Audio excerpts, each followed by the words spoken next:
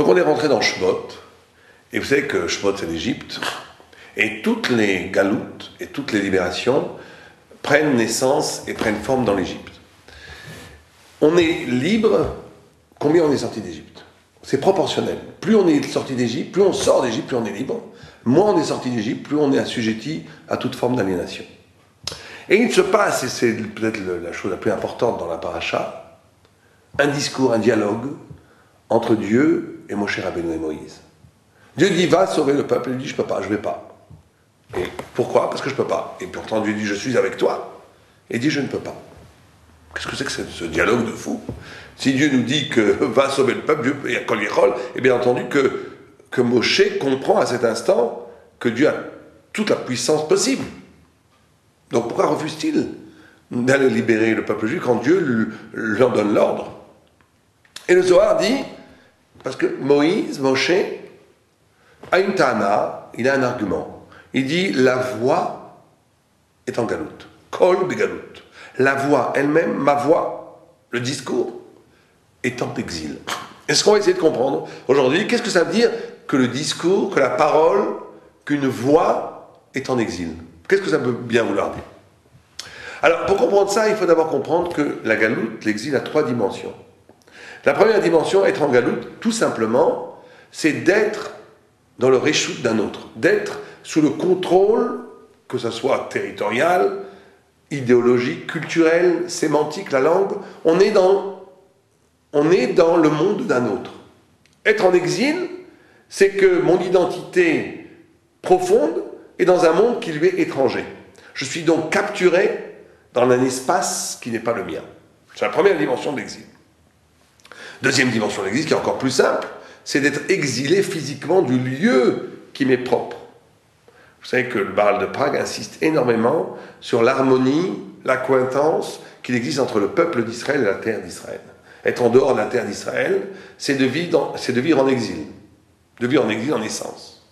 Et la troisième dimension de l'exil, c'est d'être dispersé, c'est le pisour, de ne pas être unifié, c'est-à-dire que c'est l'unité identitaire du peuple qui est éclatée.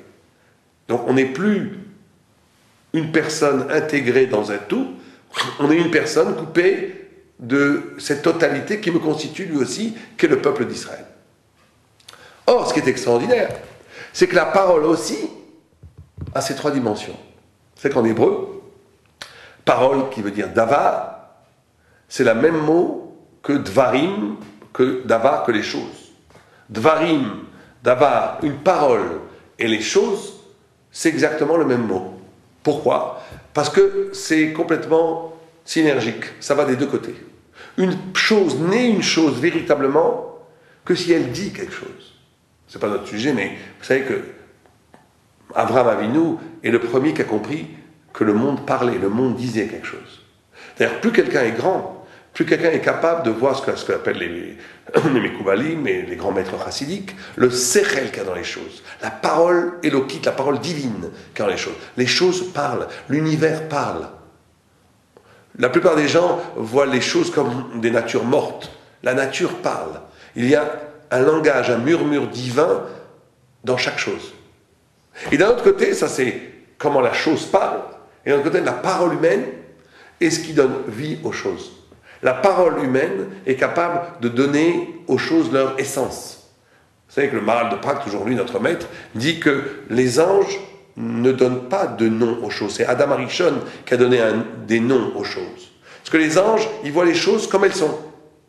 Alors que l'homme est capable, en décrivant, en donnant un nom à une chose, et le Maharal de Prague dit, comme à son habitude, il fait d'une déficience un plus. Il dit l'ange n'a pas besoin de nommer les choses puisqu'il les voit en essence. Mais comme l'homme tourne autour, de façon périphérique autour de la chose, il a du mal à atteindre l'essence, il passe par la parole pour essayer de circonscrire, de comprendre la chose. Mais il dit la parole va enrichir la chose. Quand je vais donner un nom, une définition orale à quelque chose, cette chose va être poétisée, va être spiritualisée par la définition que l'homme lui donne. Elle va être enrichie par la définition humaine. Et donc il y a une sorte de dialogue entre le monde et l'homme, et la parole, c'est ça. La parole, c'est cette circulation, ce flux d'intelligence qui passe entre les choses et l'homme. Et la parole elle-même est constituée de ces trois dimensions, et elle peut elle-même aller en exil. La parole peut être une parole qui dit le vrai, c'est-à-dire que quand l'intelligence élokite, l'intelligence divine qui est dans les choses s'exprime à travers moi, ça la parole n'est pas en exil, elle dit. Mais je peux utiliser la parole pour maquiller les choses, pour leur donner des fausses définitions.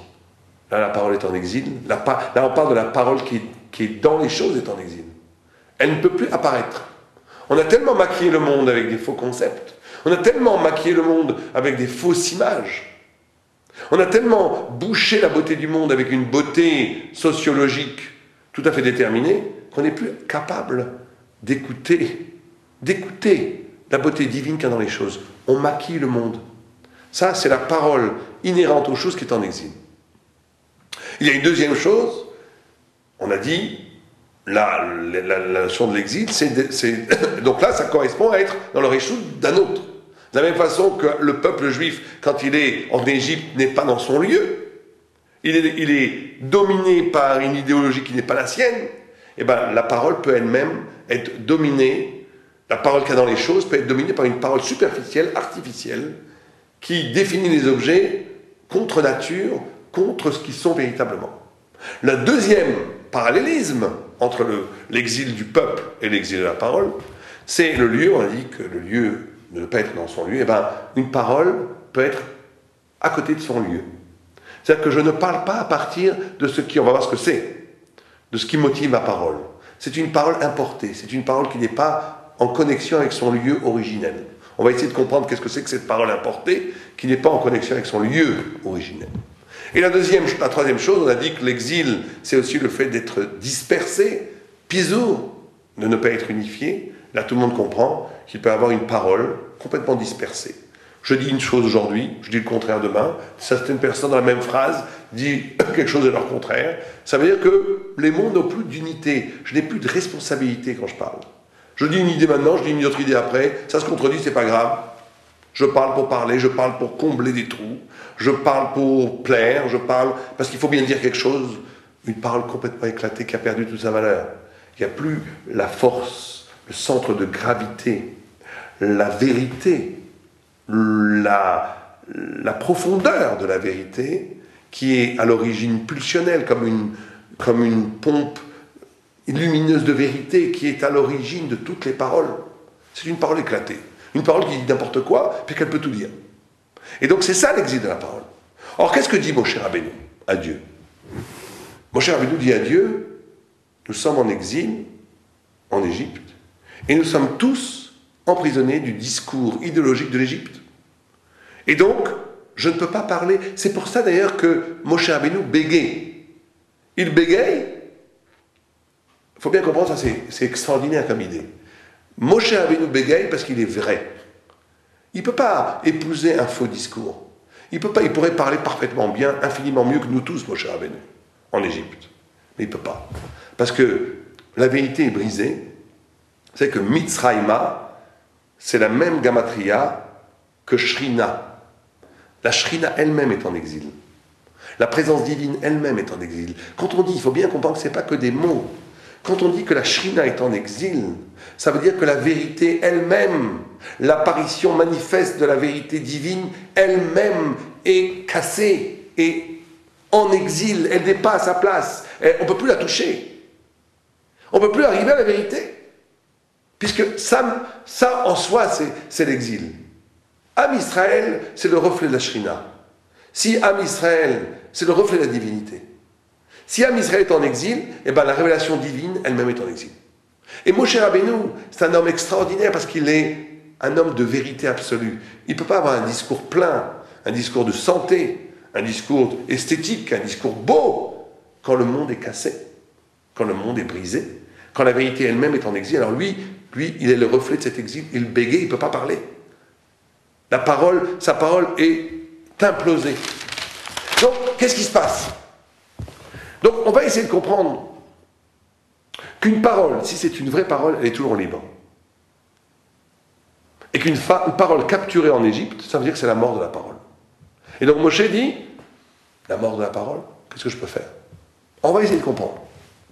Le Maharal, donc Vurat Hashem, explique quelque chose de phénoménal par rapport à ce qui se passe en Égypte, et c'est l'introduction de toutes les parachutes qu'on va essayer d'étudier, les Antachem, dans Shemot.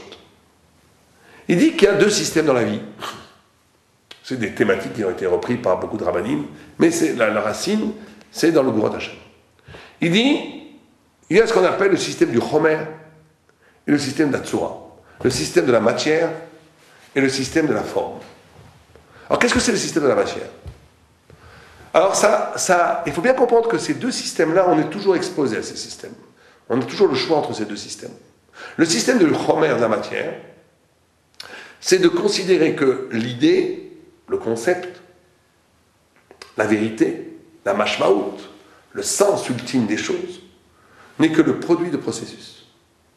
Qu'avant tout, il y a de la matière. Qu'avant tout, il y a de la matière inerte. Et que cette matière inerte, en se sophistiquant avec le temps, va donner des formes.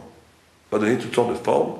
Et elles vont se sophistiquer de plus en plus, au point où ces formes vont passer au début, on va passer du minéral au végétal, du végétal à l'animal, de l'animal à l'homme. L'homme va s'évoluer, il va passer à avoir des concepts, des figures, des dessins, et après il va avoir des idées. Les idées, il va arriver à des grands, et après il va développer des systèmes philosophiques extraordinaires, et après des systèmes spirituels extraordinaires, il va arriver à Dieu. Dieu préserve une telle pensée. Vous comprenez qu'ici, on est dans une pyramide, c'est le moment de le dire, une pyramide égyptienne, où la base est la matière, et le sommet est la spiritualité. Et ça, c'est une façon d'exister où tout le monde comprend que si on considère que le monde est comme ça, alors la matière n'est là, c'est la matière qui est première, qui est la plus importante. Le concept et les idées et la vérité n'est là que pour que la matière puisse exister, que pour que la matière puisse s'incarner, puisse prendre une figure. Et donc on va passer sa vie, et c'est le système égyptien, et c'est le système occidental aujourd'hui, on va passer sa vie à passer d'une forme de tsura à une autre forme de tsura. Et on ne va jamais donner à la forme, à la vérité, un statut absolu. Parce que ce qui est important, c'est l'évolution, c'est que les choses bougent. Donc, vous comprenez, on va utiliser la beauté, la poésie, la pensée pour vendre des voitures. Regardez une publicité, qu'est-ce que c'est? On va utiliser toutes les références culturelles de la beauté, de la poésie, de la musique. Pourquoi? Pour vendre des voitures. Pour vendre des pots de yaourt. On va utiliser le concept, la beauté, la grandeur humaine pour la matière. Et quand on rigole en lisant la publicité, mais en réalité la publicité est l'emblème de la civilisation occidentale aujourd'hui. C'est-à-dire qu'on est dans une façon de vivre où on va utiliser la vérité, la poésie, la grandeur, juste pour réaliser quelque chose dans la vie, pour faire de l'argent, pour accumuler plus de richesses, pour soi-disant réussir dans la vie, pour etc., etc., etc. Donc on comprend bien que dans cette optique-là, le but est purement matérialiste. On va convoquer, mobiliser toute la spiritualité humaine, toute l'intelligence humaine, que pour une satisfaction purement matérielle. Et il faut faire très attention à ça, parce que malheureusement, même dans le monde de la Torah, ça peut exister. On peut utiliser toute la Torah, toute sa vie, juste en vérité pour réaliser quelque chose dans la vie, pour s'épanouir, pour accumuler une réussite psychologique, des fois pire encore, carriériste, ou tout ce que vous voulez. Dans ce cas-là, on est vraiment dans la catastrophe. On utilise la spiritualité pour un but ultime qui n'a rien de spirituel. De l'autre côté, c'est le contraire. On dit, nous, Istakla Bovarita ou Barit Alma. Dieu a créé d'abord le monde, la Torah. Il a créé le sens. Et le monde n'est là que pour donner à ce sens une réalité physique. Mais en vérité, le sens existe au-delà de cette réalité. Il transcende complètement cette réalité. Le sens, la vérité des choses est ultime. Et là, c'est une façon de vivre complètement différente. Et donc, on a deux façons de vivre. Où la vie est vécue, où j'essaye de comprendre et de rejoindre les points de lumière. Pourquoi j'ai été créé? Qu'est-ce que Dieu attend de moi? Qu'est-ce que je dois révéler comme lumière dans le monde? Et tout ce qui est là, l'argent, le politique, la matière, ne sont là que comme des kélim pour arriver à cette lumière. Ça, c'est le tzaddik. C'est le tzaddik. Ou bien c'est le contraire. J'utilise la lumière de la Torah pour me contenter. Et vous comprenez que c'est deux systèmes tout à fait dangereux qui sont toujours devant l'homme, même si on arrive à des hauts niveaux, à un moment donné, il y a une tentation. Il y a une tentation de traduire la Torah en avoir, en réussite. J'ai fait quelque chose. Qu'est-ce qu'on s'en fiche qu'on fasse quelque chose? Vous savez, les gens ils disent la réussite. La réussite sociale, c'est la pire des choses pour l'homme. Il vaut mieux être un clodo que réussir. Parce que ce qu'il faut réussir, c'est l'âme. Ce qu'il faut réussir, c'est la vérité. Ce qu'il faut réussir, c'est pas se cristalliser à jamais dans une fausse posture de réussite humaine où on va devenir PDG. Dieu préserve. On peut devenir PDG, mais il faut devenir avant tout un Mitracham. C'est ça qui est important. Réussir sa vie, c'est rejoindre son âme. Rejoindre la lumière qui est dans son âme. C'est ça, réussir sa vie. C'est ça la vraie réussite. Tout le reste n'est qu'une illusion. Donc qu'est-ce que dit Moshe à Dieu? Moshe dit à Dieu, nous sommes captivés dans une civilisation où la parole est esclave de la matière. Où tout discours, où toute vérité n'est là que pour servir la matière. Donc, ma parole ne peut pas être le lieu de sa propre liberté, c'est pas possible. La parole qui est là, avec la parole je vais libérer Am Israël, mais je ne peux pas libérer avec ma parole, puisque ma parole elle-même est esclave. Donc une parole qui est elle-même prisonnière de la matière ne peut pas être la raison, le moyen par lequel la liberté peut survenir. C'est ça la couche de Moshe Rabbeinu. C'est ça la question que Moshe Rabbeinu pose à Dieu. Et Dieu lui répond en 3 mouvements. Il lui dit, prends ton bâton, jette-le par terre, ça devient un serpent, prends-le par la queue, hop, ça redevient un bâton. Il lui dit, rentre ta main, ça devient un lèpre, tu le rentres, c'est guéri. Et il lui dit, je serai avec toi dans la parole. 3 choses. Qu'est-ce que Dieu lui révèle? Qu'est-ce que Dieu révèle à Moïse? Dieu révèle à Moïse, le bâton c'est le mal, enfin le serpent c'est le mal. C'est tout le Yetzirah, c'est le serpent. Et il lui dit, toi tu crois que le mal est ultime. Tu crois que, t'as raison. En Égypte, on est dans une civilisation où la parole est capturée par la matière. Mais, et c'est là le plus grand secret peut-être, que Dieu révèle à Moïse, et qu'on va essayer de comprendre rapidement, mais Dieu révèle que même dans le mal, même dans le serpent, parce que n'oublions pas que ce bâton, c'est avec ce bâton que Moïse va faire tous les miracles, qu'il va ouvrir la mer Rouge avec ce bâton. Il va ouvrir la mer Rouge. Une mer entière va s'ouvrir devant ce bâton, et le peuple d'Israël va passer dedans. Il va refermer le bâton, il va anéantir l'Égypte avec ce bâton. Ce bâton devient serpent et redevient bâton. Tout le monde comprend que c'est aussi parce que dans le serpent lui-même, il y a une sorte de trace de la divinité qui résiste à tout mal, qui est d'ailleurs la beauté du mal. L'esthétique du mal se nourrit, dans la Kabbalah on appelle ça que la Toma se nourrit de Nitzotzot d'Akdusha. Mais ça veut dire ça, c'est-à-dire qu'il n'y a pas de Kiyum, il n'y a pas d'existence, il n'y a rien au monde, il n'y a pas de vie dont l'origine n'est pas l'éclat divin, n'est pas la vérité divine.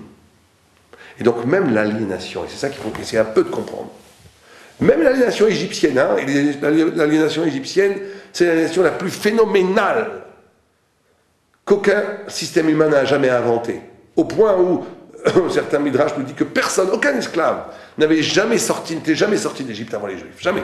Ça n'existait pas de se sortir d'Égypte. C'était l'aliénation totale. Mais justement, ce que Dieu révèle à Moïse, c'est qu'il n'y a pas d'aliénation totale.